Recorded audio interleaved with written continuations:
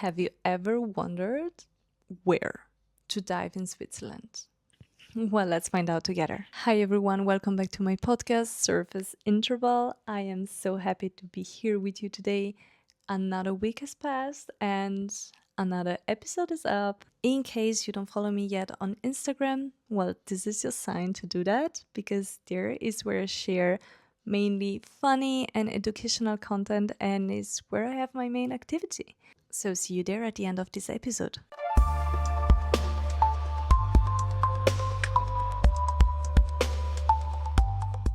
If you're new here, don't forget to subscribe to my channel so you're not gonna miss out on any episode or any shorts and video I'm gonna upload. And if you don't know me yet, I am a scuba diver. My name is Laura.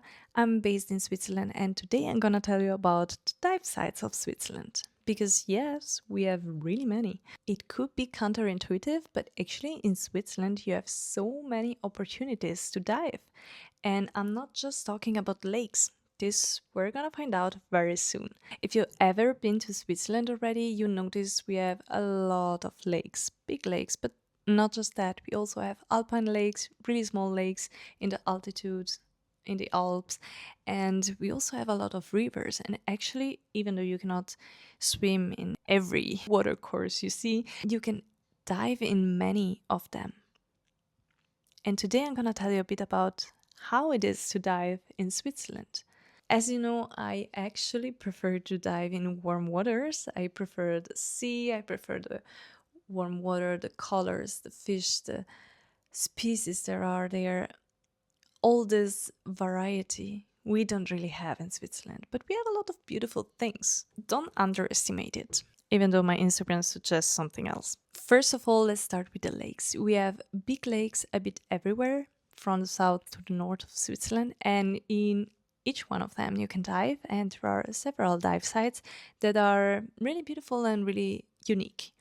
In the middle of Switzerland, there is a lake that is actually really famous for diving because it's really easily reached by car, so you can just grab all your gear, put it in your car, and then drive there. And you don't need to walk much with your heavy gear on, and it's really comfy. Also, if you're coming from a bit further away, you can just change there. There is even a toilet, like it's really organized also for divers.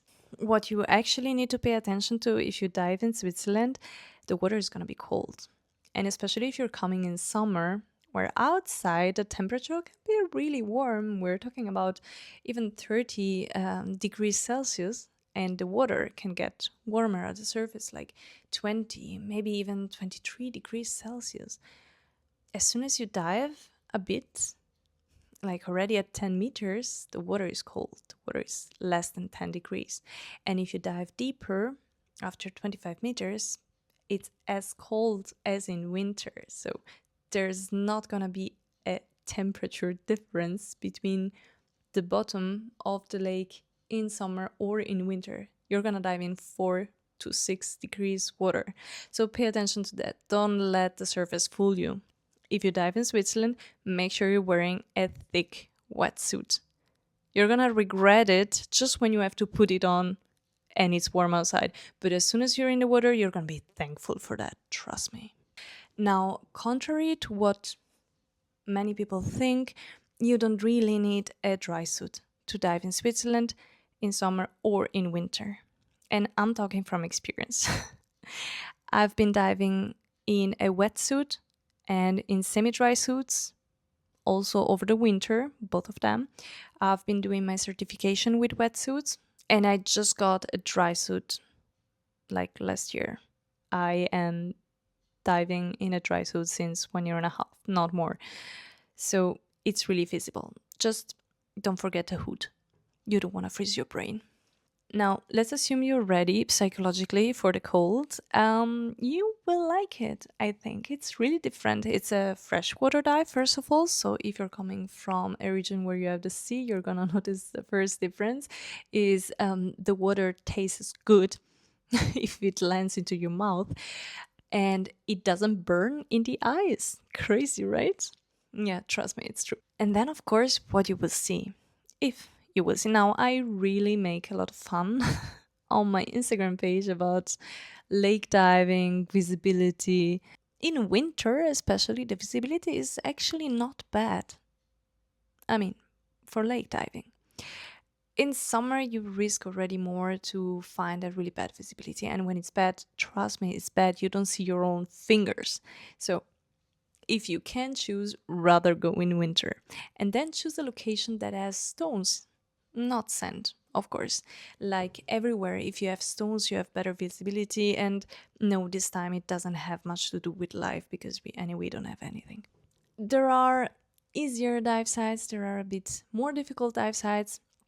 One of my favorite is in Vegas. This is in the middle of Switzerland, and there is a underwater wall, like there is a cliff going down, and this you can do at 20 meters as well as 40 or 60, dependent also on your gear and your training. But it's really easy to change the depth depending on your certification. So you will see really beautiful stones. The morphology, it's really stunning.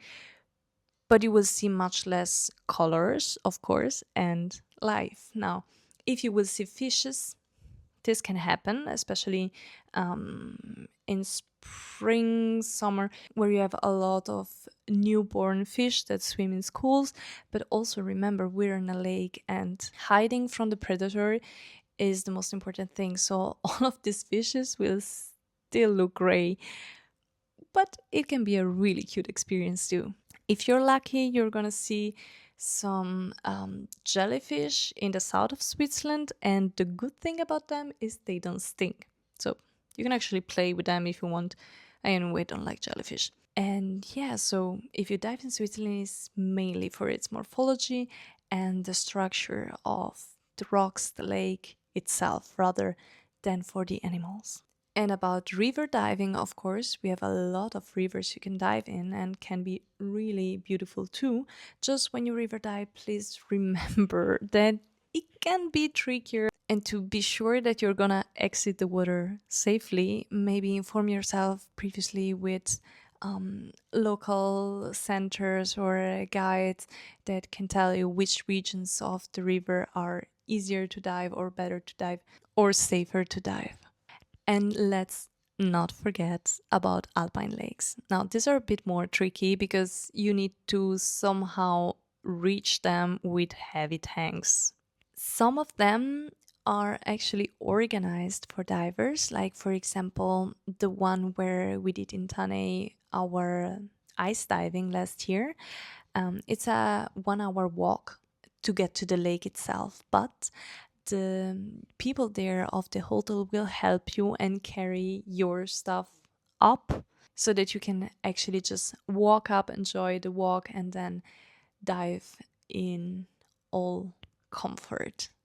And then there are, of course, um, less alpine, but also not big lakes, a bit a middle way that are reachable by car, and you can just park your car there and just go for a dive from the shore. What would you like to know about diving in Switzerland? Let me know in the comment, and I'm really curious to read about your questions and maybe already your experience. So if you dived in Switzerland already, let me know. And I want to know where, because if it's a beautiful place, I think I'm gonna add it to my bucket list. See you next week, guys. Have a nice weekend.